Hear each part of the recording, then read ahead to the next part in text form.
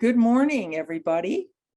I'd like to welcome you to the webinar, Winning with Composable Commerce. And today we're going to be talking about a success story.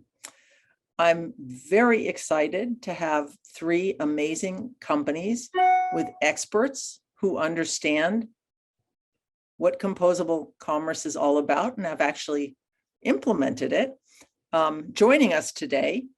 And we have some amazing participants from Grid Dynamics, Selfologi, Commercetools, and Tacit Knowledge. And Tacit Knowledge, if you don't know already, has become a part of Grid Dynamics as of May of this year. So that's exciting news to share as well. So I'd like to get started with some introductions, and we'll follow that with a panel discussion. So we have, as I promised you, some amazing people today who are going to share their experience with you. And I'd first like to start by introducing myself. My name is June Bauer, and I have been working in high technology for many years in the Silicon Valley, and started my career at Apple and went on to take on many technology and marketing roles at companies like Adobe, Cisco. I worked at a startup that was sold to Alcatel-Lucent. I've also worked in venture capital at Lightspeed Venture Partners. So I have an interesting background and career, and I can tell you that it all kind of comes around to I love technology and I love marketing, and I love working with people like the people we've got on the panel today who have done some amazing things. And I'd like to kick it off by letting Michael Schultz give an introduction to himself. Michael? Thanks, June. My name is Michael Schultz. I'm the head of product marketing at Commercetools. I spent the last 15 years in the e-com software space, both on the vendor side, but also on the agency system integrator side. And it's my pleasure to be here today. Thank you, Michael. And Manish, would you like to introduce yourself? Thanks, June. I am Manish, Director of Technical Consulting at Tacit. In my role, I get to work with our current and potential customers on various initiatives. I get involved in early stage technical consulting, vendor selections, etc. Very pleasure to be here. Thank you. We're so glad to have you, Manish, and thank you for joining. Rob, can you introduce yourself? Sure. Hi, I'm Rob. I'm the CEO of selfologi, which is a new startup based out of Dubai. And we're really aiming to transform the way that consumers discover, learn about, and book cosmetic treatments online. So I've been in e-commerce and direct-to-consumer e-commerce more specifically for nearly 20 years with a focus on consumer beauty. So I led GHD's global direct-to-consumer platform for the best part of 15 years. And did a huge amount of work with them, learned a lot about what not to do, but more importantly, what really works for scaling international businesses. And more recently, I was at a beauty subscription startup in London called Beauty Pie and helped those guys scale from the early stage to major Series A investment. And now I've taken up this incredibly exciting opportunity to start from scratch with a clean slate and build on the latest technological platforms, which I'm really looking forward to talking more about today. Well, that sounds really interesting. And hopefully you can see that we've got some amazing participants today, and we're going to learn a lot. I want to thank you all for coming today to hear these gentlemen speak. And I'd like to also ask you, if you would like to participate and have questions, please don't hesitate to put your questions into the Q&A, or you can also use the chat. And we will take your questions at the end. So add them as we go along. Feel free to do that. And if you want to wait till the end, you can certainly put them in then as well. But we'd love to have your participation and have you actively involved in this conversation. Okay, so because we're on a Zoom and it's always really, really tough to know what you all are thinking out there, and we want to do a great job for you, and we want to give you the kinds of information that you're looking for. We thought we would start with some polls. So can we bring up the first poll? And I hope everybody knows how to use a poll, but it should be showing on your screen. And we'd love you here to answer this question, which is, choose just one of these that best describes your company in regards to your composable commerce journey. So just choose one of these and click on it. And in a minute, we'll stop the polling and we'll see what the results are. So we want to understand more about where you are so we can better tailor what we talk about today to you. All right, can we bring up the results? Okie dokie, this is great. So what we can see here is that, well, over half of you are just starting to think about composable commerce and how you make this journey. So that's fantastic. It looks like also a good chunk of you are already up and running.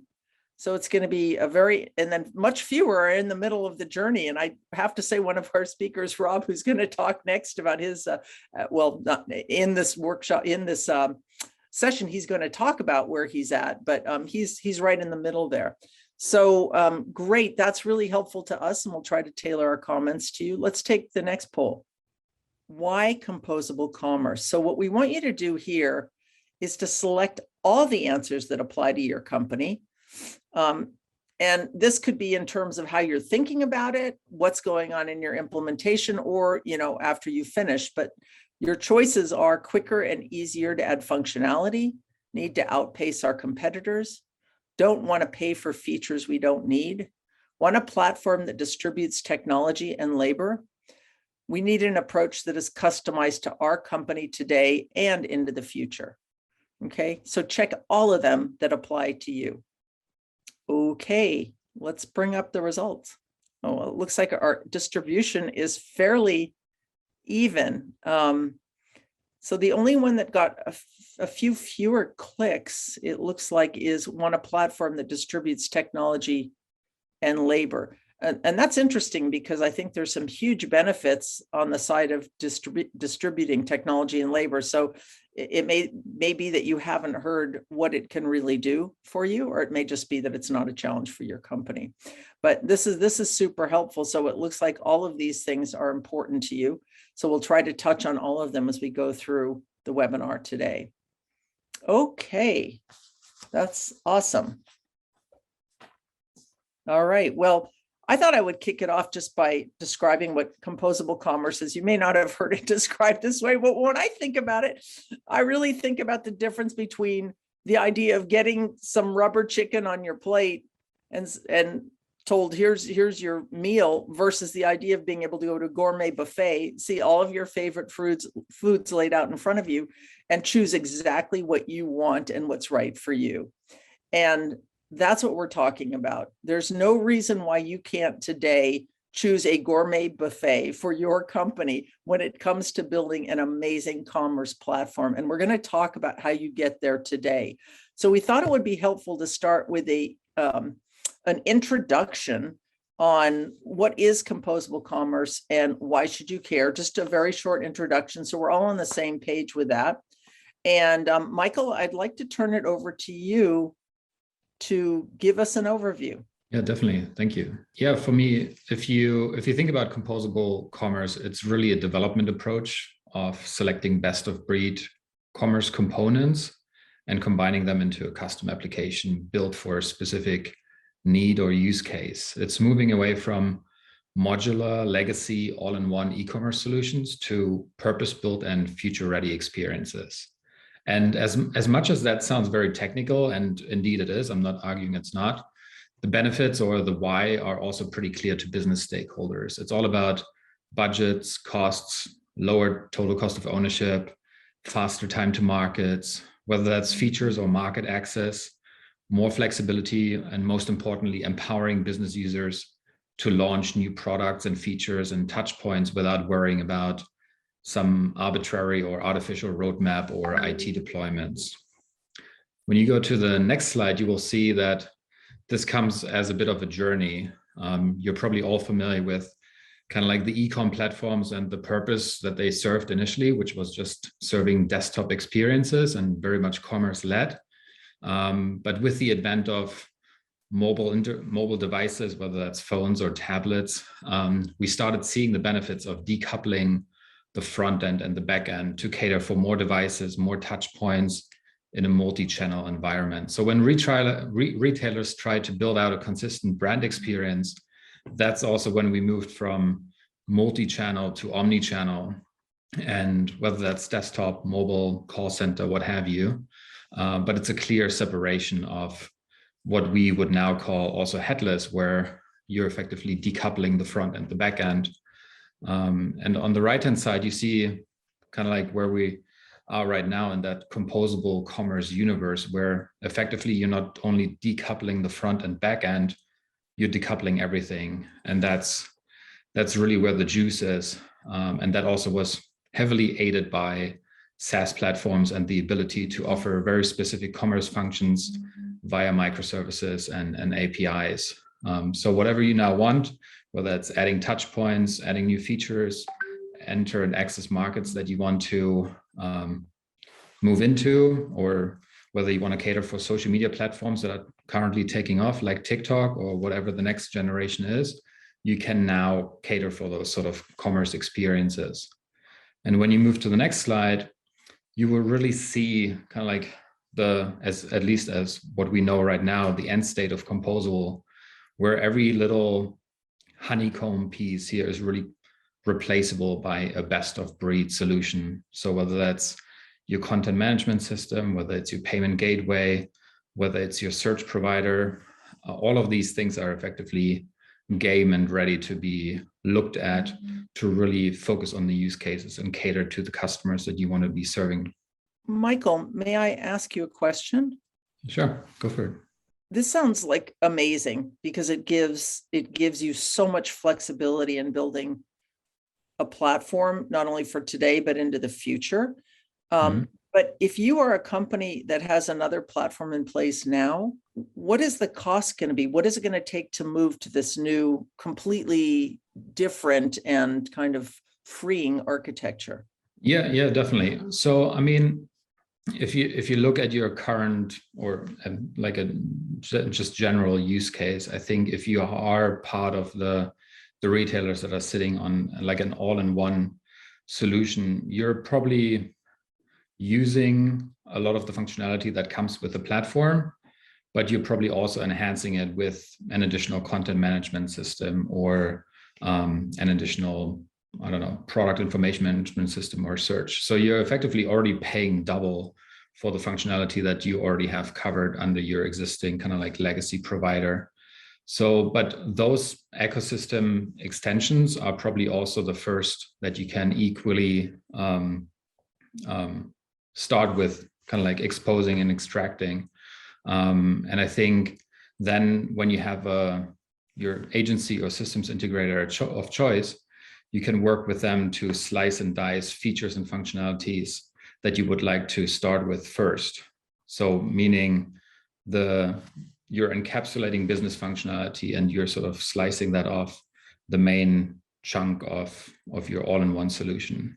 And the cost will effectively be a great result at the end because you're not overpaying for things, you're not paying for upgrades, you're not paying for the additional maintenance costs because you're just taking more and more away from the monolith.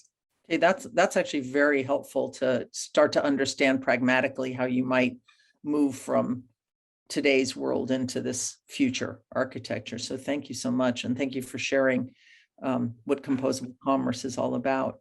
So with that being said, I think now would be a great time to hear about how selfologi actually moved from, starting in the commerce world and then building this platform and what it's taken to get the platform in place and what kinds of benefits they're starting to see from it. And I think it'll be a really good story, not only to understand the benefits of composable commerce, but also to understand pragmatically how you put this new architecture in place. So if we can move to just seeing our panel, that would be fantastic. And I would like to ask Rob if he can tell the selfologi story and enlighten us with the reality of what it takes to get into this new way of doing commerce and what he's learned and how his company has benefited. So Rob, take it away.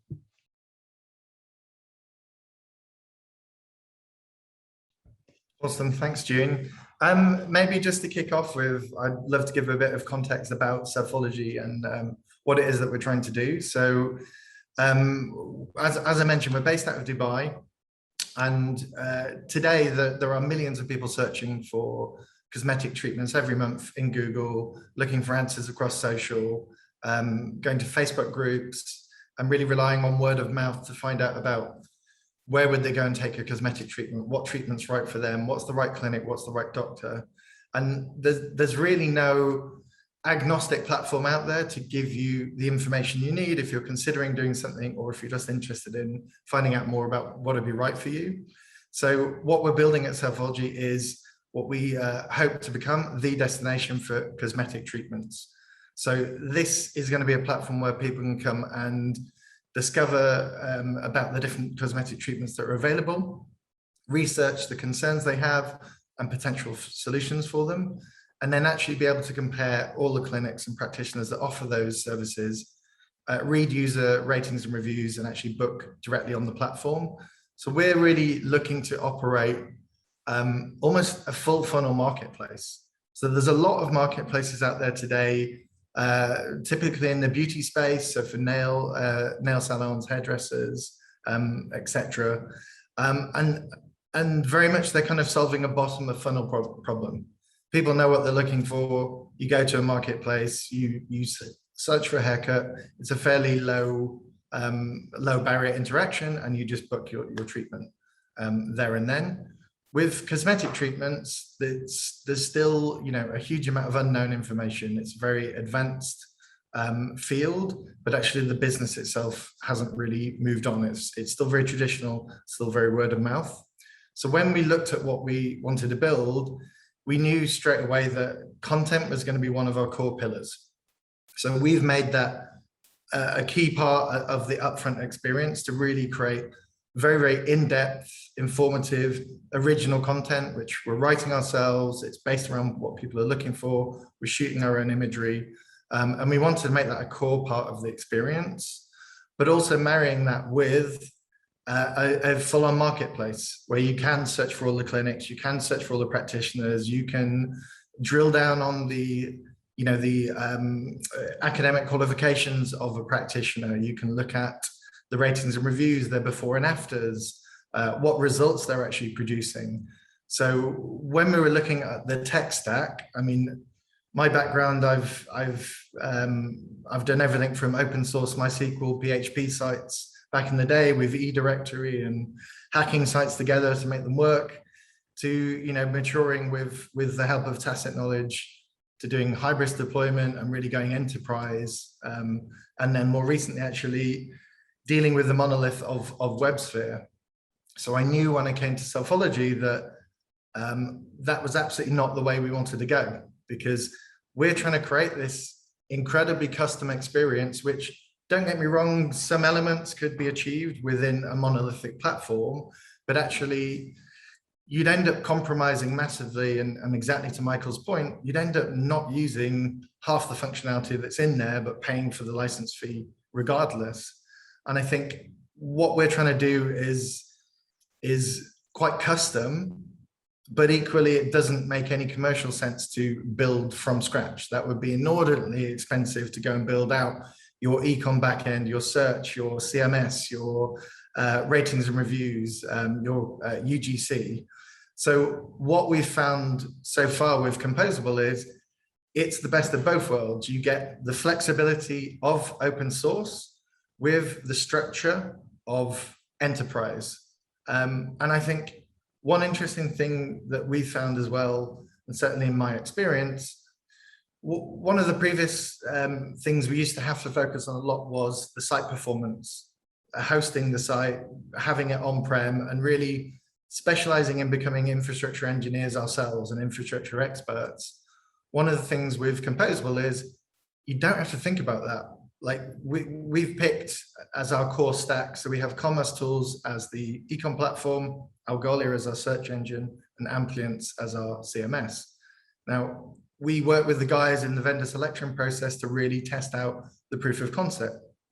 As a marketplace, obviously, we don't know which services we're going to be selling. We don't know what combination. We don't know how many. But we know that the clinics can come aboard, set their own product structure, and set up tens of thousands of different permutations of SKUs.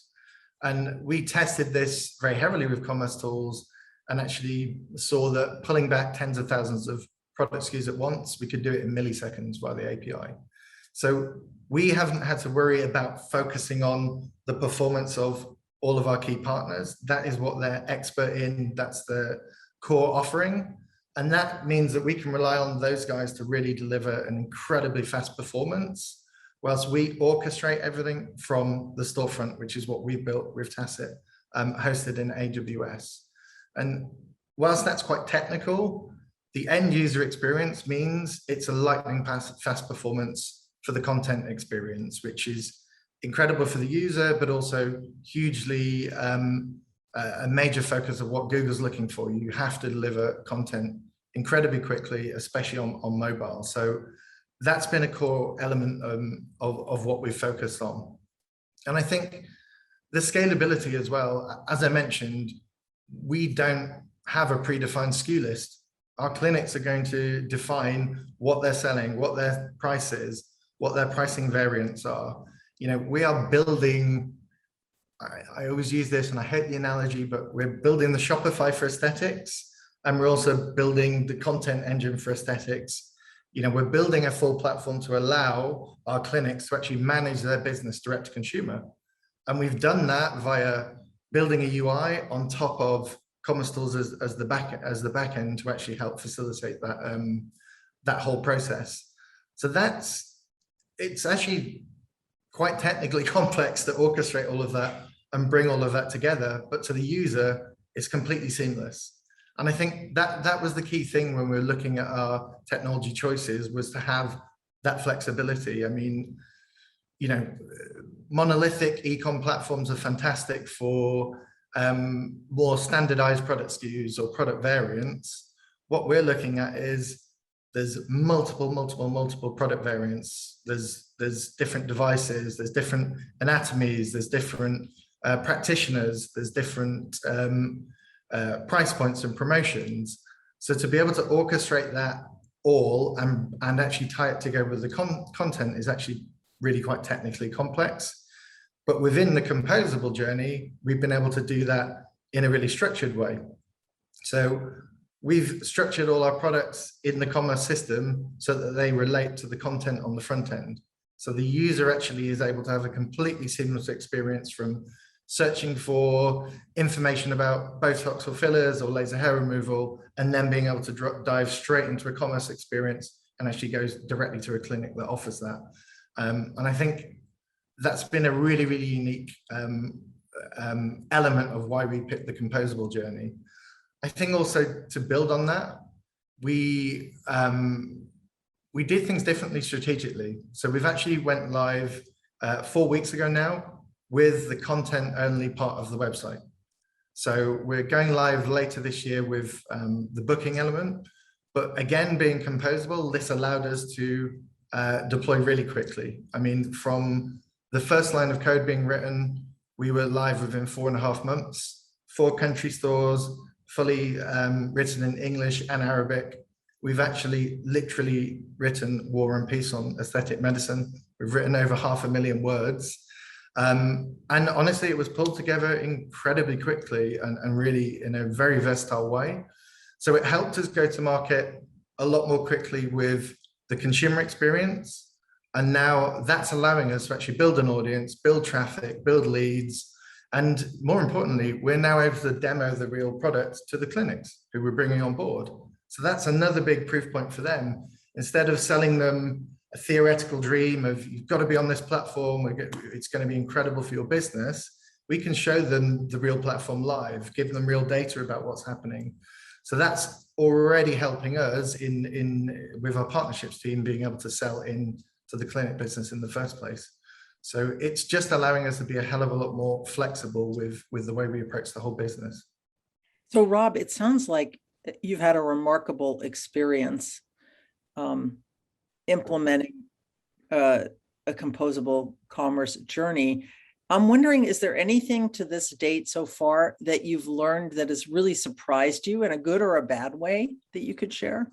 Yeah, there's a couple of things actually. I think one thing that's surprised me or that we've learned, and maybe is something that people would assume, is it really is not as expensive as you'd maybe think. You talked about it being a gourmet buffet. I mean, it doesn't mean that you have to go for the lobster. Maybe you can upgrade to the lobster in the future.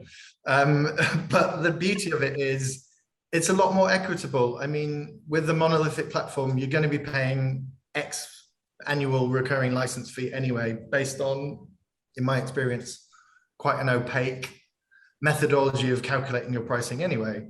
With Composable, most of the license fees are volume based. So for a startup, it's perfect for us because we've partnered with all of our different platforms on a volume base, meaning we can grow with them, they can grow with us, and ultimately commercially, it makes a lot of sense because they scale as we scale.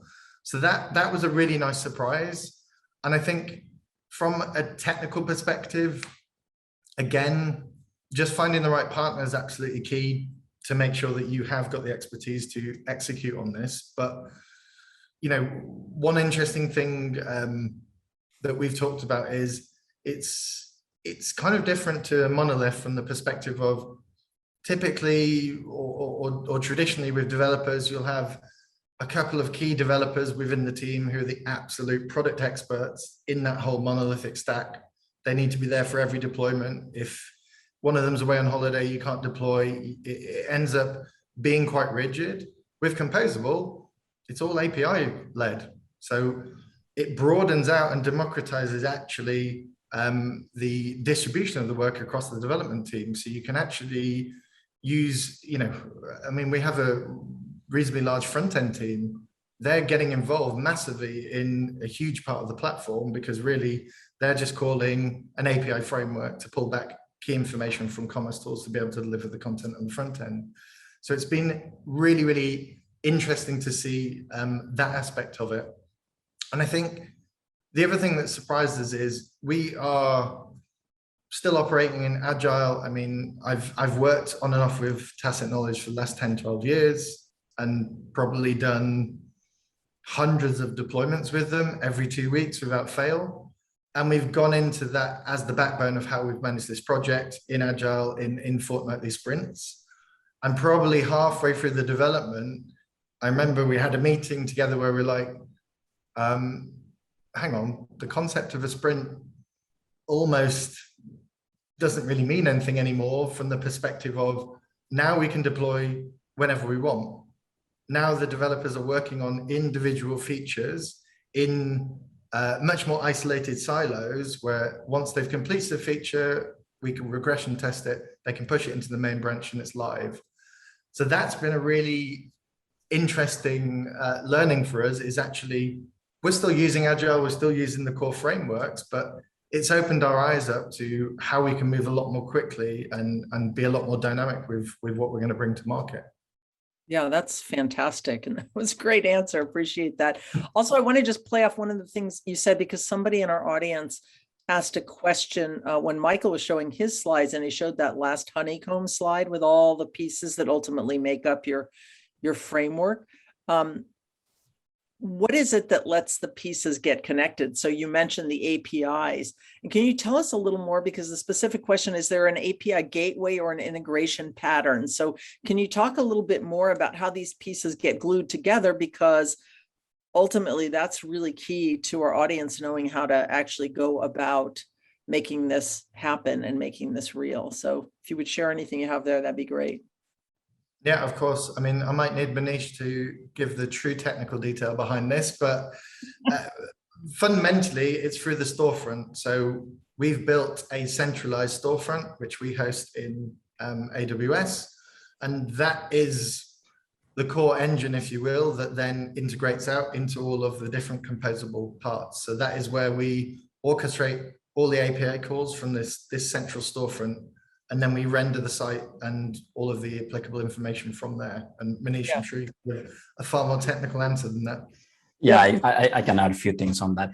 So yeah, integrations, there are two parts of integration. One is how I orchestrate the customer experience and how I get some of the data into my enterprise system. So for the customer experience perspective, I would call it as omni-channel orchestration. So we use a GraphQL layer to orchestrate the various APIs, and it comes with the caching and such things. So performance is not a problem. And then with the commerce tool as an example, because it is event driven, say if somebody is changing a product, an event is triggered, and we could index that into the search engine straight away, or we could send that data into a third-party system.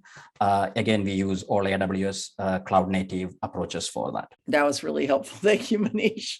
All right. Well, Rob, I want to, if I may, just ask you another couple of questions. I think one thing our audience, because I think so many people are just considering composable commerce, could you talk to them and tell them what are the things that they should be thinking about now to prepare to go on this journey? What do they need to know? I think it will largely depend upon where you are. I mean, I've had the complete luxury of starting carte blanche with the blank slate with zero technical debt. And, look, that's why this opportunity was so exciting to solve a huge problem and actually be able to think, if I were to start from scratch, how would you build a modern direct-to-consumer platform? So I think it really is going to depend what stage of the journey you're on with that. But I think number one, it's about finding the right partner, making sure that you've got the buy-in from the business and that you are ready for this kind of transition. But also, I think you need to think about what's most important for you in the business. Where's your biggest blocker? What's your biggest frustration? You don't have to go down the route of a big bang, full replatforming and move fully to headless or composable. You could, as per Michael's honeycomb illustration, you could start breaking pieces off, bit by bit. You could start maybe with the CMS, for example. Maybe that's, you're using a legacy CMS, which is just part of your e-com stack. Maybe you look at breaking that out and actually using that as your first headless piece. Then maybe moving on to search and bringing in a best of breed approach. So I think it's really going to depend on where you're at as a business. But, main thing I would say is don't actually be concerned about it. Don't overthink it too much. It sounds like this huge concept, but honestly, for years now, people have been breaking out all of their marketing tech. So it's no different to the fact that you had a different CRM solution or a different ratings and review solution. Most core functionalities have been broken out anyway. This really is about now breaking out the core platforms and getting that best of breed to help really, really benefit your business. So don't overthink it. And I think just go for it. It really will unlock major growth for your business. And I think maybe just to add on to that, one piece that I've seen in my own experience is, again, with the monolithic approach, you can extend it, you can enhance it, you can drive custom experiences through monoliths. This isn't saying one's right or one's wrong. However, I've found that there is a limitation to that.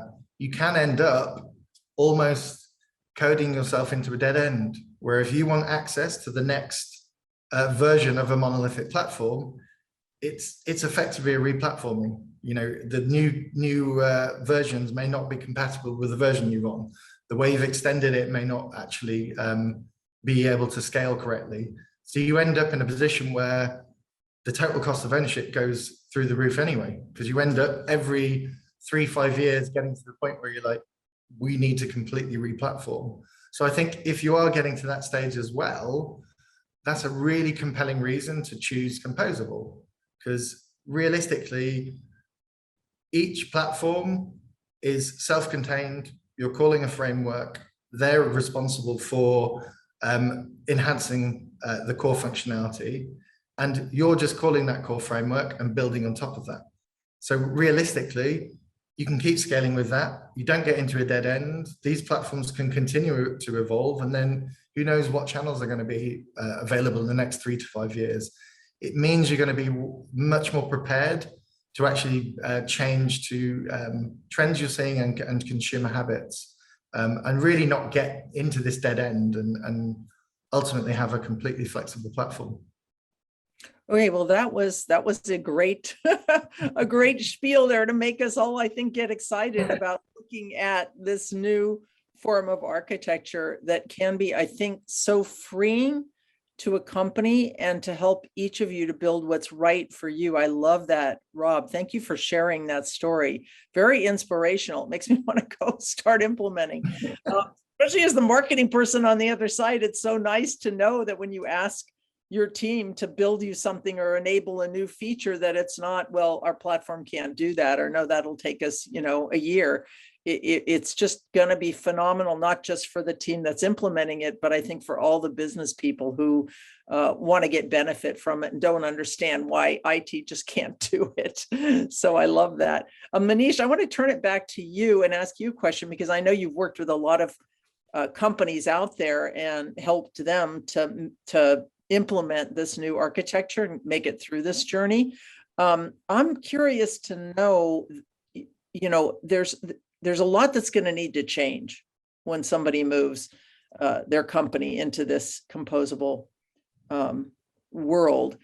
And it's going to be beyond the technology itself, but I'd love to hear your thoughts on what's going to need to change around the technology and the advice you would give to companies, but also what other things will need to change in terms of processes and people and tools and training and all those things that go into making a move in this direction.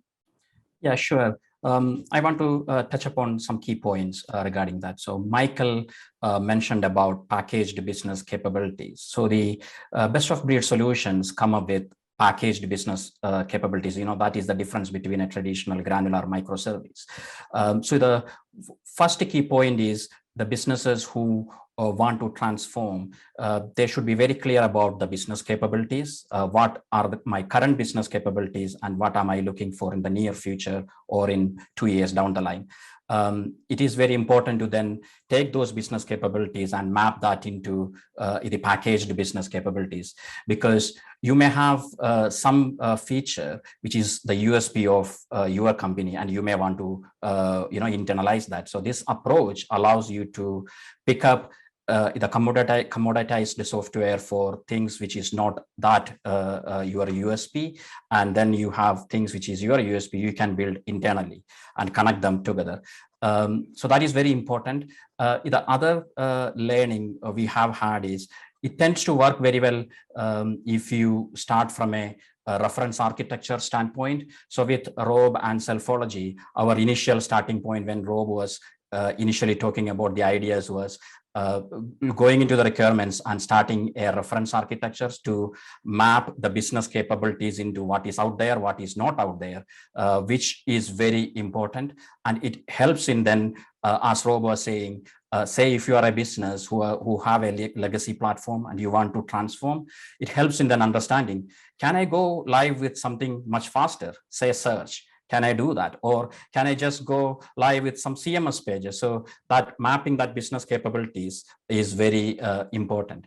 The other thing also Rob mentioned was about the speed of deploying something, because say if you have made a change in your search system, you don't want to wait for your monthly release cycle if you're following a monthly release cycle approach to release everything together. So you can easily deploy that search changes.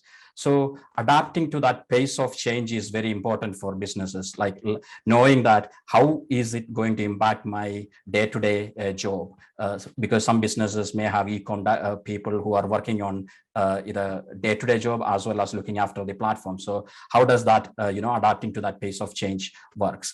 The other thing to consider is automation. DevOps culture is everywhere there now. So automating your test suites, automating your CI/CD, the continuous integration, continuous delivery approach is very important, because you are responding to a change very fast. So these automations helps in gluing everything together. So depending on your, the business maturity, like if you are a startup or you are a scaling business or you are in the transformation stage, the approach can be a little different. It can look like, this is a technological transformation, but from our experience, I think involving business as soon as possible is of really great value, because starting from that business capability is very important in this journey. These are some of some of the thoughts I have, which could help people who are looking at a journey, a composable or a transformation journey.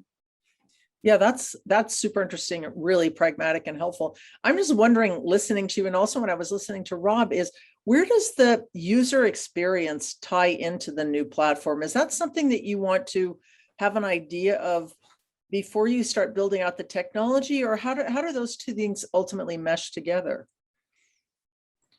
I would let Rob answer also, but in the case of selfologi, or I think traditionally with all these sort of projects, you always have a UX vision where I am going.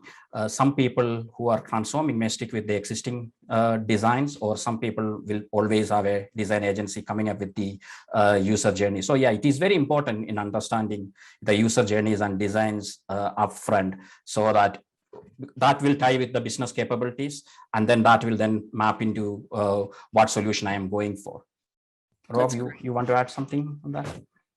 Yeah, I would say actually we kind of let the UI and UX experience lead the technology decision.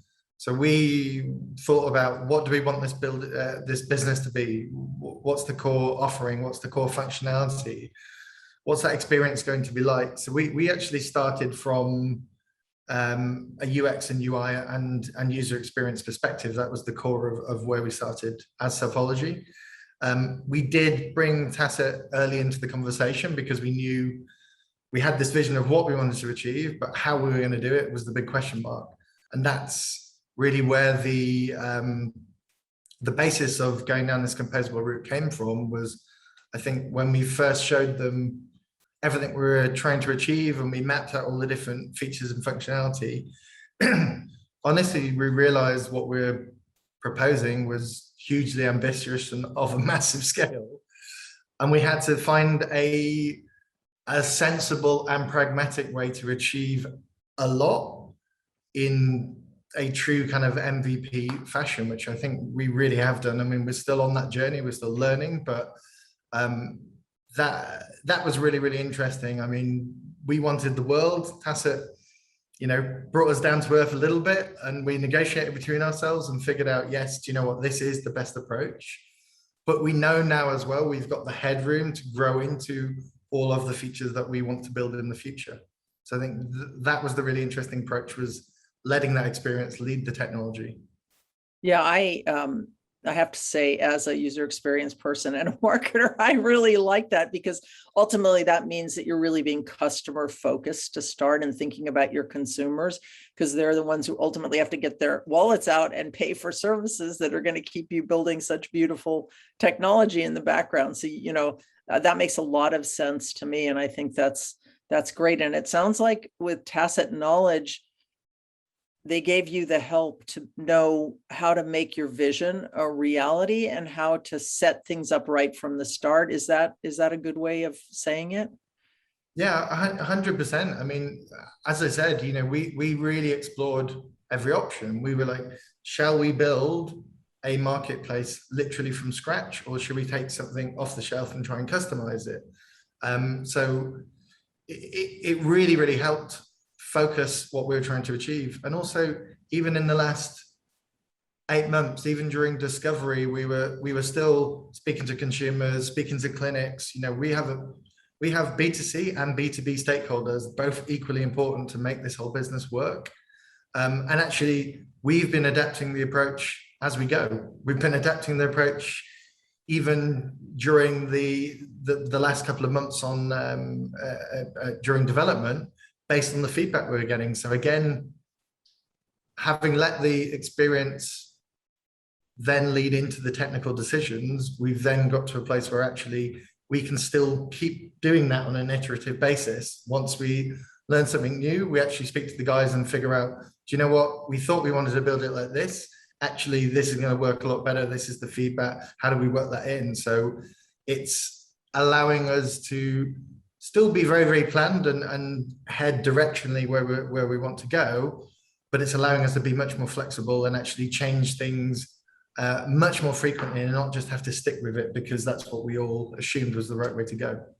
Yeah, which is so powerful in getting to something that really works for any company. I love that. I think that's great to hear and hopefully great advice for everyone listening.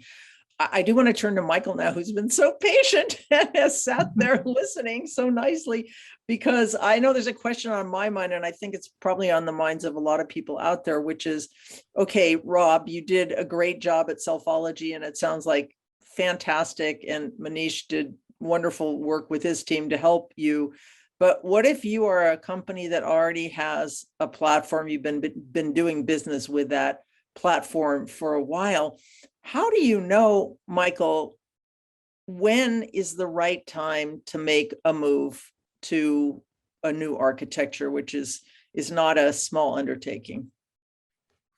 Yeah, I think, there's definitely inherent requirements for you to move off. And Rob mentioned one of those, like as soon as you want to upgrade to the next version release and you're sort of bound to upgrade, or there's no compatibility. I think that's definitely a big red flag for me. If we're looking at the likes of Oracle ATG no longer supported, there's just companies out there that found their own end of life, no more supported, no more maintenance. I think there's just inherent requirements to move off. Or maybe there was an acquisition that has made dealing with this certain vendor unattainable or undesirable. But I think irrespectively of all that, I think just don't let anything stop you. If you have a great idea, whether it's entrepreneurship or entrepreneurship, doesn't really matter. Like irrespectively of all those technical reasons, don't let yourself stop you from starting or waiting for some compelling event that catapults you into the future. I think the most impactful trigger event for me as like a VP of marketing or a chief digital officer would be to be limited in my ability to be successful or reach my customers where and how they would like to do business with me as a brand.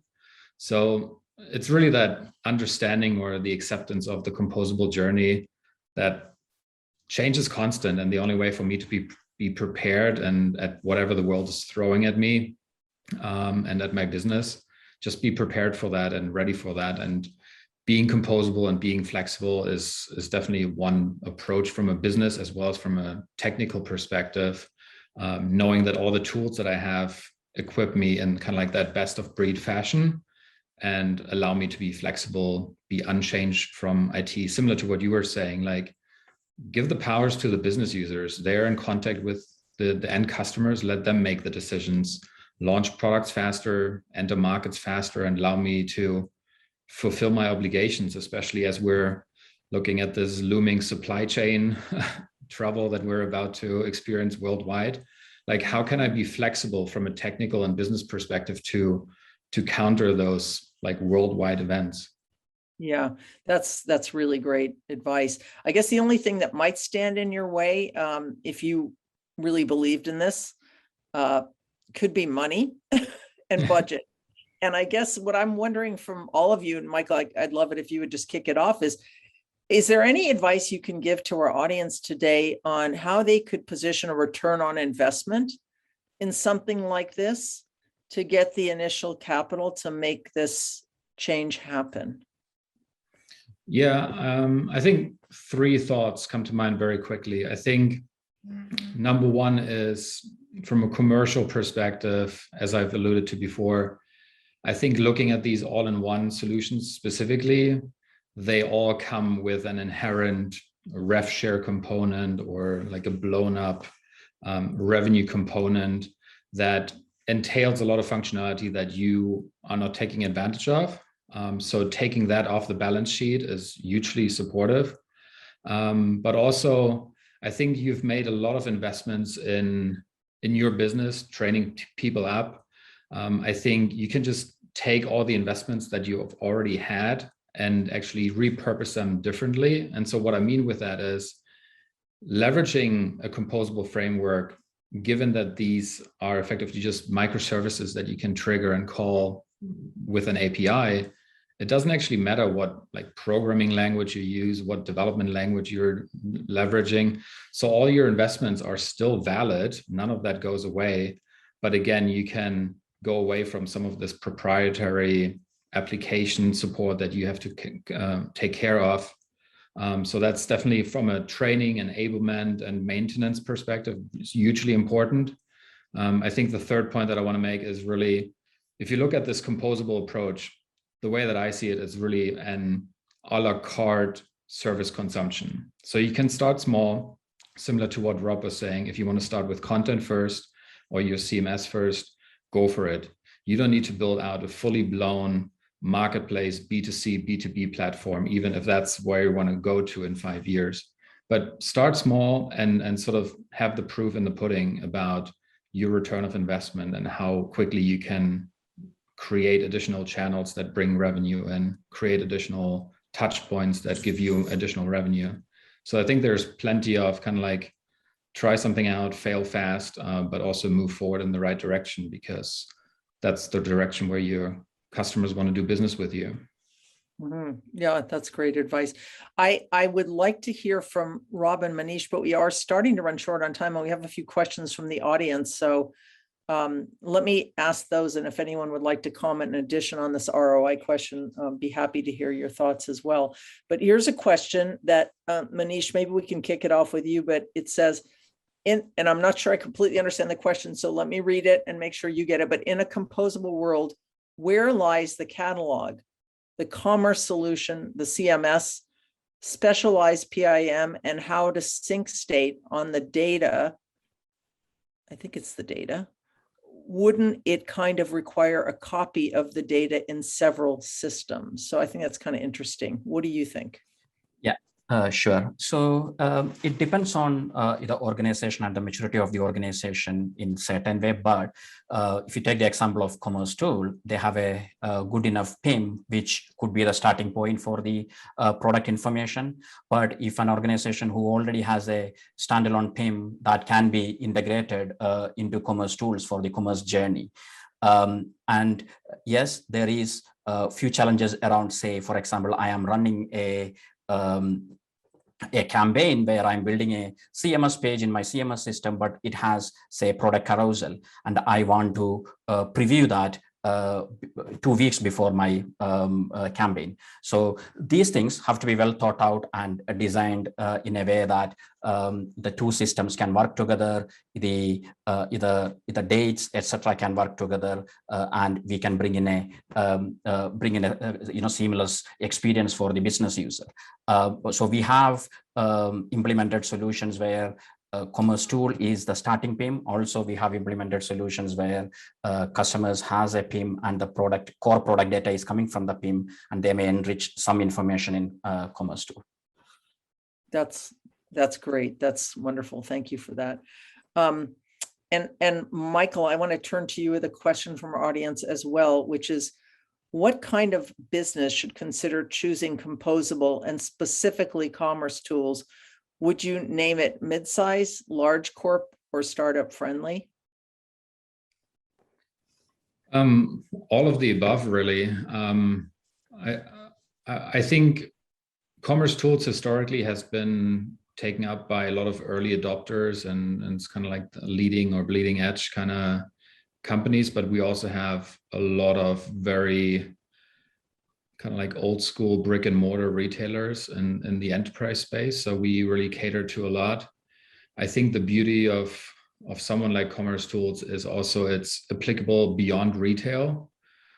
So as long as there's a digital transaction, it could be healthcare, it could be utilities, it could be any sort of B2C, B2B environment, irrespectively of industry.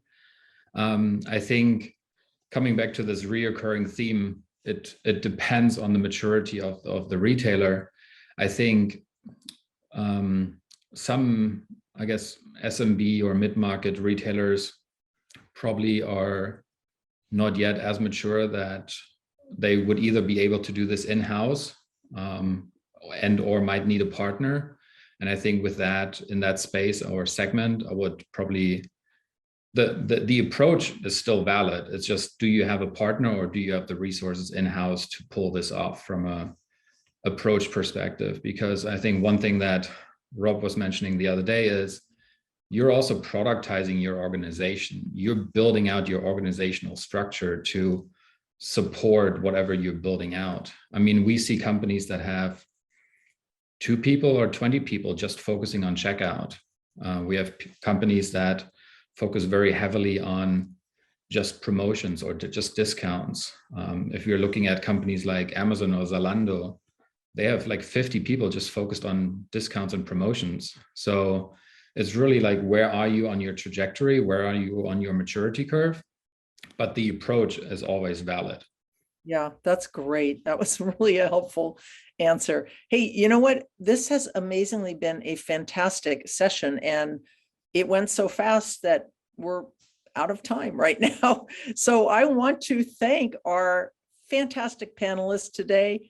Rob, that was a great story about selfologi, and I think it really brought to light what it takes to implement composable commerce and the benefits you can get from it. Manish, loved your thoughts as well and your help on getting us into some of the technology. And Michael, very pragmatic advice. I think advice from all of you that our audience can use, especially so many of you are at the beginning of the journey. I think you'll be able to use that in helping you get to the next level, get started, and get to the place where you start to see the benefits from implementing this new architecture. I am very thankful that you were all able to join, but I really want to thank our audience today. You were fantastic. I loved your questions. You are wonderful for taking time out from your day to come here and join us, and we really appreciate it. We are looking forward to our next webinar, and we sure hope you can join us. Thanks so much again for joining the Dynamic Talks today, and hopefully we'll see you soon in the future. Have a good day, everybody. Thank you. Thanks so much. Yeah, thanks.